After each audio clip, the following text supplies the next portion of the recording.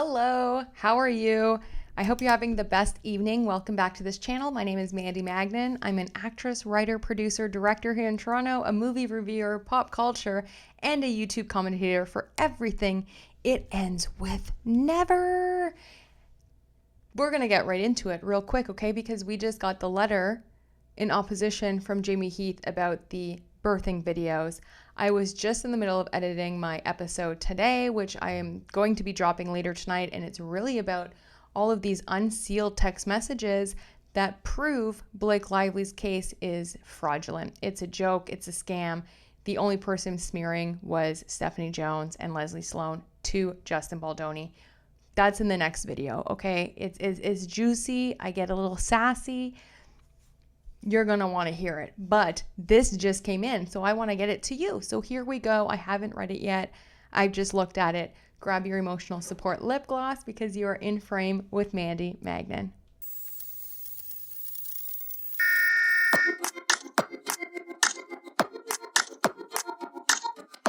Here we go, and this is written by the one, the only, Elaine Garofalo. I know I don't say that right, but I'm trying my best, okay?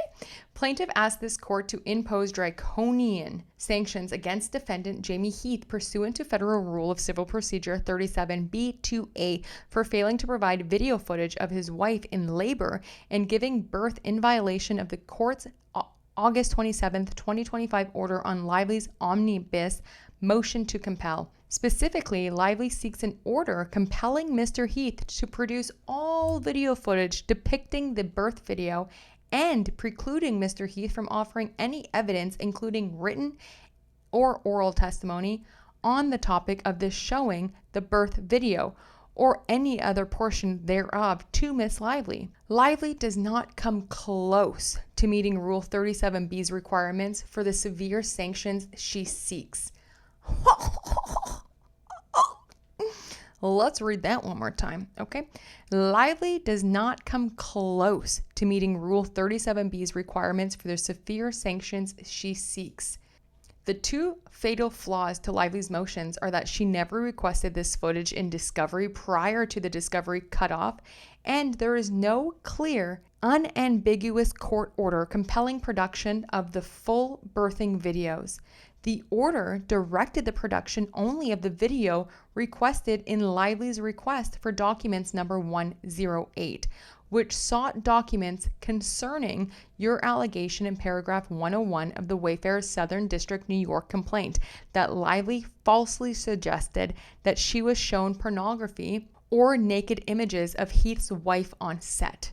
Paragraph 101 in turn states that what Lively saw was the first image of the start of that video, which shows Heath's wife himself and their baby after his wife gave birth at home, a natural birth or home birth, and that Lively falsely suggested that she was shown pornography or naked images of Heath's wife on set.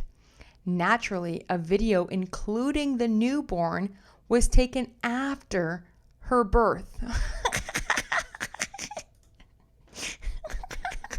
Naturally, a video including the newborn was taken after her birth. Lively's pleadings state that Heath started playing a video of a fully nude woman with her legs spread apart. This is not inconsistent with the post-delivery video shown to Lively. This is precisely what was produced on August 22, 2025, even prior to issuance of the order. Lively now belatedly denies that this was the video she was shown by Heath. However, Lively, who has repeatedly and variously described what she was allegedly shown in May of 2023, did not object that the video produced on August 22nd was not the same one she was shown as requested by Lively's RFP number 108. To the extent Lively somehow believed that the request for productions number 108 encompassed all videos relating to a birth, it did not. Lively waited until September 24th to assert that the video produced was not what she saw. She then failed to timely file a motion to compel prior to the close of fact discovery on September 30th. Lively now contends that she should be allowed to cull through highly intimate and personal footage to find the portions that match her narrative that she was shown the actual birth when in fact she was not. Bam. That's exactly what I've been saying. She just wants all of the footage so she can find the most intimate part and be like, oh, that's what I was showing. But you think Jamie Heath is walking around set with a freaking hard drive of hours and hours and hours of footage? Nah, brah. The intrusion into the highly sensitive moments of a woman's labor and birth cannot be justified merely on the claim that Lively may find what she claims she saw. Okay, Aline. Aline is cooking. Aline is cooking. The intrusion into a highly sensitive moments of a woman's labor and birth cannot be justified merely on the claim that Lively may find what she claims she saw.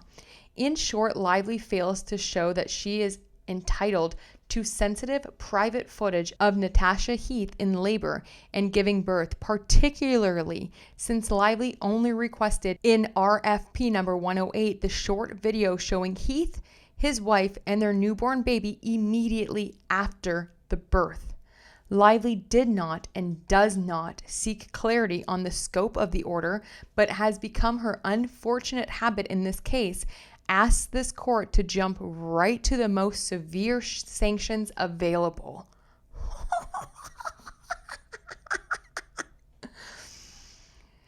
An order precluding evidence relevant to Heath's defense against Lively's sexual harassment claim. In fact, this is only one in a string of sanction motions in which Lively, recognizing that discovery failed to yield evidence to support her claims, seeks an adverse interference or preclusion order that would relieve of her of having to prove her claims by eliminating evidence favorable to the defense. District courts have wide discretion in opposing Rule 37B2A sanctions. 1. The willfulness of the non-compliant party or the reason for non-compliance. 2. The efficiency or lesser sanctions. 3. The prejudice to the other party. 4. The duration of the period of noncompliance. And 5. Whether the noncompliant party had been warned of the consequences of noncompliant. Lively fails to show willful disobedience of a court order. Willful disobedience is found only where the allegedly noncompliant party understood a clear court order. District Court has the authority to impose Rule 37B sanctions for noncompliance with a clearly articulated order requiring specified discovery. Lively contends that Heath violated the order. However, the order does not clearly direct defendants to produce all videos of Miss Heath giving birth. Rather, the order directs Heath to produce the video sought by the RFP number 108 and described in paragraph 101 of the Wayfarers Southern District, New York complaint, namely the post-delivery video shown to Lively in connection with the filming of a scene in which her character gives birth. Heath did so. Now, however, Lively claims that she learned at Heath's October 8th deposition that other more extensive videos exist. Even if true that Lively only learned of other birthing videos at deposition, it does not change the fact that the order applies to the video described in her request for productions. And at the paragraph 101 of the Wayfarers complaint, Heath confirmed at his deposition that the video shown to Lively and produced in this action was not an incomplete and altered excerpt of a longer video showing the full labor and birth of Heath's child as Lively suggests. Yo, what have I been saying and everyone else saying in all the comments here with y'all, because you guys are amazing, about her redactions and how she redacted certain portions in her sanction motion, making it seem like Jamie Heath said that he didn't actually give her the video. But he said in her deposition that this was not an incomplete and altered excerpt of a longer video, as Lively suggested. Liar, liar, pants on fire. It was a separate and distinct video taken after the birth of his daughter and kept on Heath's phone. Heath explained that he did not keep any of the more intimate birth videos on his phone as he was concerned about it falling into the wrong hands. He said that in his deposition, and then she goes and files a motion for sanctions and demands all of the videos after he says that he doesn't keep it on his phone because he doesn't want it falling into the wrong hands. She is so out of control. In short, there is no court order directing Heath to produce all video footage recording the births of his children, but only the post-delivery video of his daughter shown to Lively on the set. As referenced in the pleadings and requested by Lively's request for productions, Heath cannot be sanctioned for violating a non-existent order or one that did not clearly compel the production of evidence not sought in a discovery request. The pleadings do not reference any other birthing videos, but only the short post-delivery video that Heath had on his phone. Second, a court should impose the least harsh sanctions which would serve as an adequate remedy. Lively seeks the harsh sanctions of preclusion in addition to the production of all birthing videos. Lively does not explain why she is entitled both to discovery and a sanction that would preclude Heath from presenting evidence contradicting Lively's claim of a more graphic video.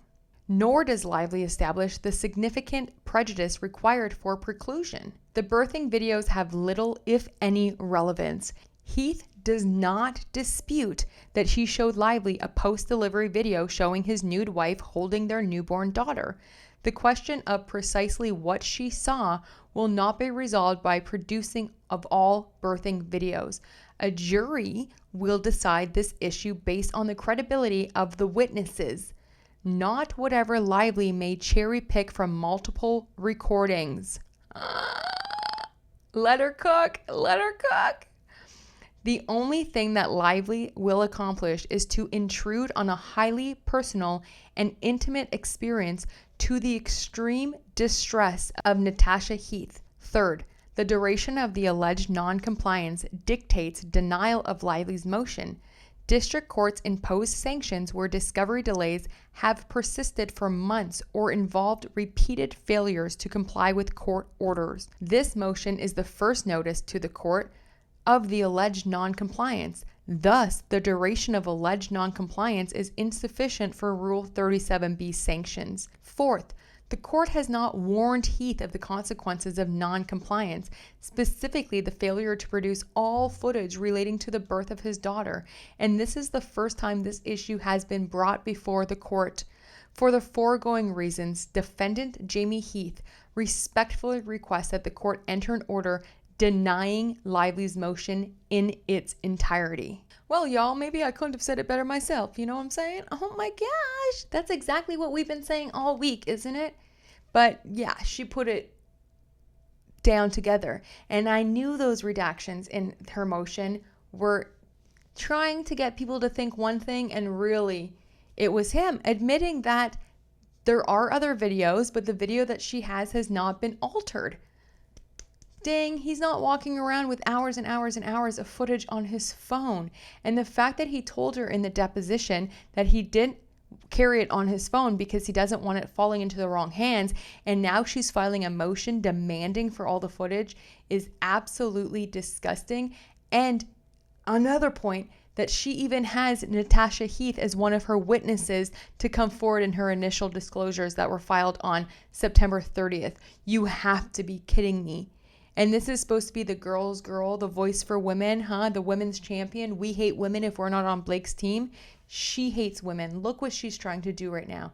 Disgusting. I hope the judge sees this for exactly what it is, and that he does listen to Jamey Heath, and that he throws this motion out completely in its entirety. Drop your comments. What do you all think?